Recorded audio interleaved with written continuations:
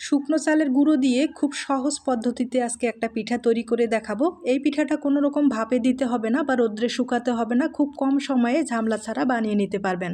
প্রথমে 100 গ্রামের মতো চালের গুঁড়ো নিলাম। হালকা কুসুম গরম জল দিয়ে বেটার একটা তৈরি করে নিতে হবে, পাতলা করে বেটারটা তৈরি করে নিতে হবে। হালকা একটু লবণ দিয়েছি। এরপরে কিন্তু বেটারটা একটা স্টিলের প্লেটে আমি ভাপ দিয়ে নিলাম। এবার প্লেট থেকে আলাদা করে একটা ডো তৈরি করে নিতে হবে।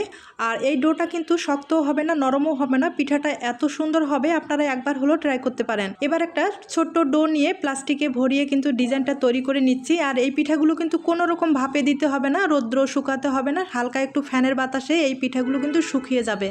তবে এই পিঠাগুলো দীর্ঘদিন পর্যন্ত ভালো রাখার জন্য অবশ্যই মাঝে মাঝে একটু রোদ্রে শুকাতে হবে। আমি কিন্তু ফ্যানের বাতাসে শুকিয়ে নিয়েছি। এবার আপনাদের তেলে ভেজেও দেখিয়ে দিচ্ছি। এই পিঠাগুলো তেলে দেওয়ার সাথেই ফুলে ডবল হয়ে যায়। আর এই পিঠাটা খেতেও কিন্তু অনেক টেস্টি। উপর থেকে একটু চিনি ছড়িয়ে দিলে খেতে কিন্তু ভীষণ ভালো লাগবে।